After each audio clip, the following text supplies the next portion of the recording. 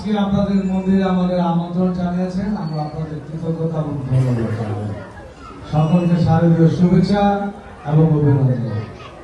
অনেক সময় আমরা নিয়েছি, আমাদের ইতিমধ্যে বক্তব্য দিয়েছে। আমি খুব বক্তব্য দিতে চাই না। আপনার সাথে অনেকদিন পর দেখা হয়েছে, বেড়াতে বহুবার এসেছি, মন্দিরে হয়তো আসা হয় না। মন্দিরের উন্নয়ন হয়েছে, এটা দেখে আমার ভালো লাগছে। আর দাদার একটি কথা, এটা আমি ইতিমধ্যেই সবগুলি মন্দির বলেছি, আমরা হিন্দু মুসলমান ভাই ভাই, আমাদের আপনি এখানে জন্মেছেন, আপনার জন্মের অধিকার এদেশে আপনি বসবাস করবেন স্বাধীনভাবে, মুখ তুলিয়ে, গর্বের সহিত। আপনার চলাচলে, আপনার কথাবার্তায় কোনোভাবে কেউ বিঘ্ন সৃষ্টি করতে পারবে না। আমরা এই বৈষম্য বিরোধী জুলাই যে আন্দোলন, এই আন্দোলনটাই ছিল আমাদের বৈষম্য বিরোধী। কিসের বৈষম্য? ধর্ম, কথাবার্তা, চাল চলনে কেউ কারো বিঘ্ন সৃষ্টি করতে পারবে না। আপনার ধর্মের কারণে আপনাকে কেউ বিঘ্নিত করতে পারবে না, বাধাগ্রস্ত করতে পারবে না।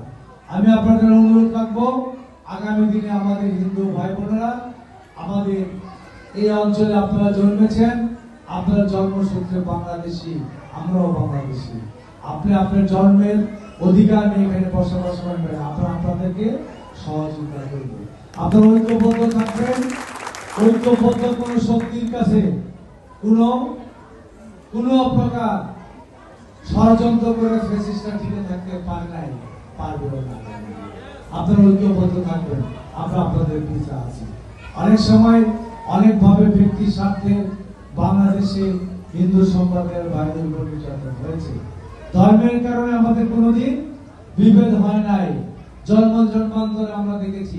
এই আপনাদের এই পূজার সময় বিশেষ করে আমি মেরুল পাটনায় মেলায় এই ছোটকাল থেকে যেতাম, সেখানে এই আপনাদের যে কানমুরলি বলি তারা কিনে খাওয়ার জন্য কোনোদিন ঝামেলা হয় নাই, এখনো হবে না, আগামী দিনে হবে না। আমরা নতুন করে বাংলাদেশে এই জুলাই আন্দোলনে 1400 লোক জীবন দিয়েছে, ভয়ঙ্কর 100,000-এর বিদায় হয়েছে। আমরা ভোট দিতে পারি নাই, গণতন্ত্র ছিল না, উন্নয়নের নামে লুটপাট হয়েছে। এগুলো আমি বলতে চাই না। বেসিক কথাটা হলো বৈষম্য বিরোধী বাংলাদেশে সকল ধর্ম, বর্ণ, গোত্রে নির্বিশেষে আমরা একাকার হয়ে বসবাস করতে চাই।